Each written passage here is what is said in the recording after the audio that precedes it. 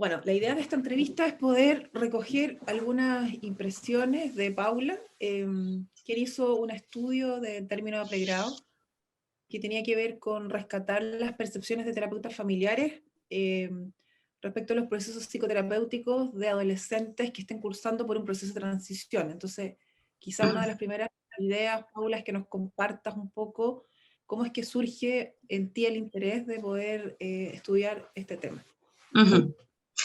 Bueno, hola Astrid. Bueno, sí, para los y las que no me conocen, en el fondo, lo primero que es importante decir es que este tema y esta necesidad de explorar esta temática tiene que ver, se enmarca en mi participación en la unidad de diversidad sexual y de género, del instituto, ¿ya? Entonces ahí nace un poco mi interés por estudiar esta temática. Después, obviamente, se fue delimitando con el tiempo, pero se enmarca en mi participación en esta unidad, ¿ya? ¿Y por qué específicamente este tema? ¿Ya? ¿Por qué lo delimité así? Y fue principalmente por la importancia de visibilizar las necesidades de las personas trans. ¿Ya? Nosotros lo hemos visto en la unidad, pero cuando hablamos de personas trans es necesario comprender que estamos hablando de un grupo especialmente vulnerable en términos de salud mental. Ya, de hecho, según distintos estudios, casi todos provenientes de Estados Unidos, ¿verdad?, de Canadá, de Reino Unido, casi el 40% de la población trans sufre grave malestar psicológico, ¿verdad? Presentan, incluso hay estudios que hablan de hasta 9 veces más de riesgo de cometer intentos suicidas. Producto del estigma y de la discriminación, las personas trans tienen más riesgo de sufrir niveles altos y crónicos de estrés, asociado a tasas muy altas de trastornos en la línea del ánimo, ¿verdad?, tales como la depresión y la ansiedad. Entonces, eso por un lado, como acoger la necesidad de visibilizar a este grupo, ¿ya?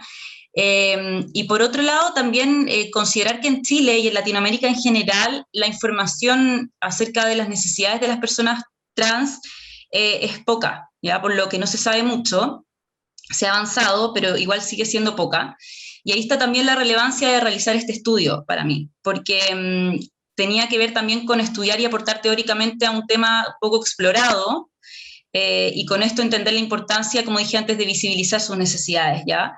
Y también al mismo tiempo la importancia de que nosotros y nosotras como profesionales de la salud mental realicemos una constante reflexión de nuestro quehacer clínico en función de acoger las necesidades de esta población, ¿ya? Y ahí, bueno, hay instituciones de hecho internacionales que yo llevo investigando, como la OMS y la APA, por ejemplo, que concuerdan en la relevancia de generar conocimientos sobre procesos de salud mental, y en ese sentido sobre experiencias psicoterapéuticas con pacientes de la diversidad sexual y de género, que sean obviamente sensibles al contexto, porque se ha visto que esta misma falta de información y toma de conciencia acerca de las características de la comunidad trans, en este caso, lo sigue invisibilizando. Entonces va influyendo de manera muy, muy negativa en su desarrollo y en su participación social, que es lo que a nosotros también nos importa. Y por último, ¿por qué desde la percepción de terapeutas familiares? Bueno, ¿por qué terapeutas familiares? Porque en primer lugar yo me fui dando cuenta que existían súper pocas investigaciones acerca de temáticas que se relacionaran con la diversidad sexual y de género en la currícula de la terapia familiar.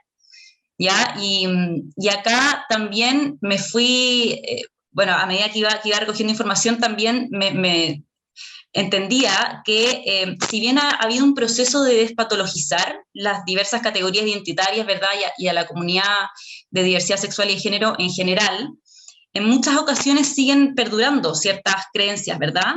Y ciertos prejuicios que traen consigo muchas actitudes que siguen estigmatizando a la comunidad.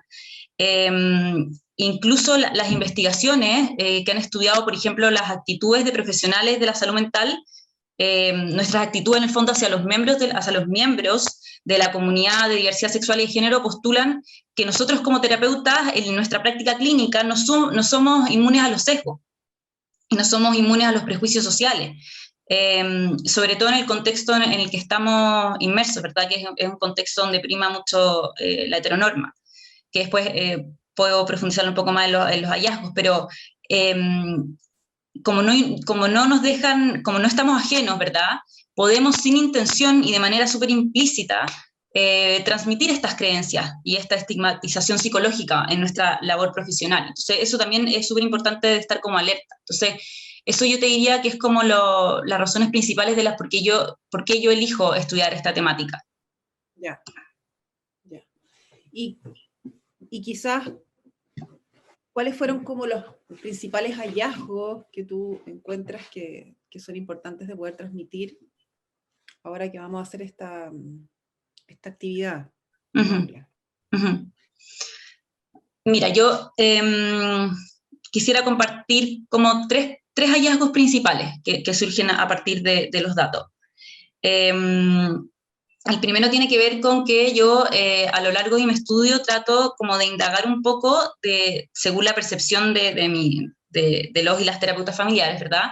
Acerca de cómo veían ellos y ellas el proceso de construcción de identidad, entendiéndolo a nivel más general, ¿verdad? Como la principal tarea de la adolescencia. ¿Cómo veían ellos que se daba este proceso en adolescentes trans? Y lo interesante que sale es que todos y todas estaban de acuerdo en que no existen o no veían ciertas características psicológicas, ¿verdad?, distintivas que caracterizaban a los y las adolescentes trans, y que por lo tanto afectaran de alguna manera su proceso de construcción de identidad. Pero sí se postula que el proceso de construcción de identidad es más complejo, ¿ya? Entonces es experimentado con mayor intensidad, ¿ya? El proceso de transición de identidad de género. Y esto es importante recalcar que no es por el hecho de ser trans en sí, ¿ya? Esto se explica si consideramos variables externas, ¿ya? Como la presencia de un contexto sociocultural en el que prima la heteronorma, que es lo que decía antes, que tiene que ver, por ejemplo, acá en Chile sigue habiendo una tendencia como a nivel global, ¿verdad?, a aceptar que las relaciones entre los miembros de la sociedad se dan en base al binario femenino-masculino, ¿verdad? Entonces no se considera, es muy difícil considerar la identidad de género como algo que se puede entender de manera fluida. Entonces, por un lado está el contexto sociocultural que explica esta dificultad que se da, y por otro lado está el contexto familiar. Y esto tiene que ver con que el rechazo o la aceptación de la familia juega un rol fundamental. Y ahí algo que surge también es que según la percepción de los y las terapeutas que participaron de mi estudio, destacan que en el fondo se ve mucho que la dificultad que tiene la familia para aceptar muchas veces se relaciona en gran parte por el gran desconocimiento que existe, ya con respecto a lo que implica un proceso de transición y el no contar con un grupo de pares a quien contar sus vivencias y aprensiones. ¿Ya? Entonces, eso por un lado. Otro de los hallazgos interesantes también que sale tiene que ver con que sale en el fondo que se requieren en un proceso psicoterapéutico con adolescentes trans.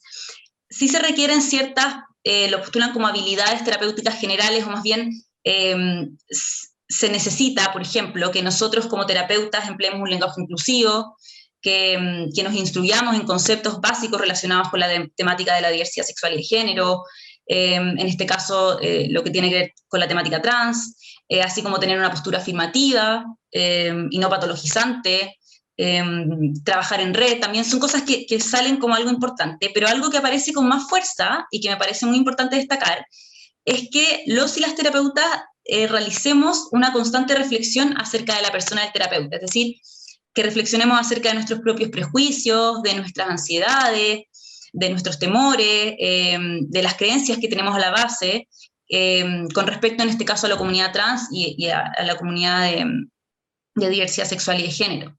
¿Por qué? Porque estas características personales se enmarcan dentro de un contexto, como lo dije antes, heteronormativo, en el cual todos estamos, del cual todos somos parte. Entonces, que de alguna manera todas estas características personales sí pueden influir en el proceso psicoterapéutico. Y ahí se destaca, por ejemplo, el hecho de poseer una postura afirmativa hacia la comunidad de diversidad sexual y género, por lo tanto tener una actitud de respeto hacia la identidad de las personas, la capacidad de reconocer, como dije antes, los propios prejuicios, los temores, el tener una postura curiosa sale también, el hacer un recorrido con la propia familia de origen, también son cosas que pueden, según la percepción de los y las terapeutas que participan de mi estudio, influir favorablemente en el desarrollo del proceso psicoterapéutico. Y esa es otra idea que aparece con fuerza, ¿verdad? La importancia de hacer una reflexión continua de nuestros elementos, de nuestros aspectos más personales, más subjetivos. Y por último, aparece así como algo súper importante, los desafíos para la psicología, ya como disciplina. Y en primer lugar, aparece la necesidad de generar más conocimiento, claramente, y elaborar más investigaciones relacionadas con la comunidad sexo-género diversa, como también lo que caracteriza a los procesos psicoterapéuticos con personas trans, ¿ya? Aparece también que la necesidad de que desde la psicología se trabaje mucho de manera conjunta, en red, con organizaciones y fundaciones que trabajen en este caso con la comunidad trans en Chile, que se hace mucho en la unidad de la que sigo siendo parte. Incorporar la temática de diversidad sexual, por ejemplo, de género, como cátedra en los currículums de la carrera de psicología, eso también aparece con mucha fuerza. Y otro desafío que me parece muy importante, Astrid, es que aparece la necesidad de reparar, ¿ya? Y esto, los y las terapeutas hablan de que, si bien ha habido muchos avances ya en esta idea de despatologizar, en términos de no considerar a las personas que pertenecen a la comunidad de la diversidad como individuos que tienen algún trastorno mental, por ejemplo, sí, según la literatura, y si uno hace un recorrido histórico, durante muchos años la mayoría de las publicaciones sobre la temática trans, por ejemplo, presentaron un enfoque médico y patologizante. Entonces también cómo hacernos cargo nosotros de eso, como desde la psicología y la importancia de ir reparando ese daño, ¿ya?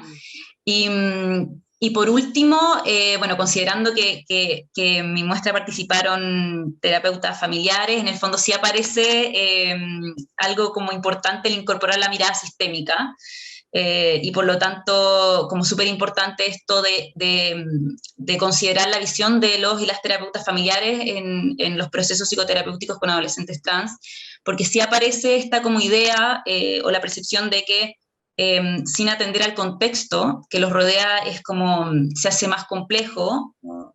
Incluso algunos y algunas hablan de lo difícil que es lograr muchas veces el éxito en la terapia sin considerar el contexto. Entonces sí se pone como un desafío incorporar la mirada sistémica. En ese sentido los terapeutas y las terapeutas familiares tenemos harto trabajo. Pero eso yo te diría que fueron como los 3 hallazgos como principales de la investigación. Bueno, Paula, agradecerte tu tiempo, el espacio, ¿cierto? Y esto que se pueda como poder compartir bien, como también inspiración para otros terapeutas, ¿cierto? Que son todos estos desafíos que tú nos planteas. Uh-huh. Muchas gracias. Gracias a ti, Astrid, nos vemos. Chao. Chao.